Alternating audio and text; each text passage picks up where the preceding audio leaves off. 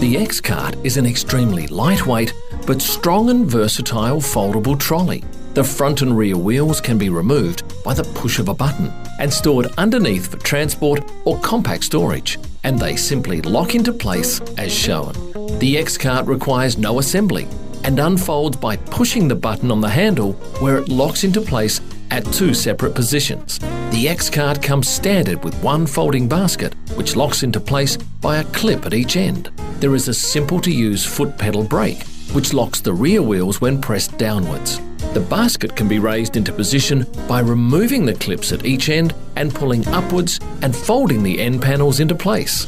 The clips can then be used on each end of the basket rims, which makes the basket more secure on the top platform. The X Cart's top platform can also be folded back for transport of larger items, or if more than one basket is to be used on the bottom platform. Extra baskets can be purchased and up to 4 baskets can be used, which lock into place on each other. To fold the X Cart down, you just simply press the button on the handle and fold downwards.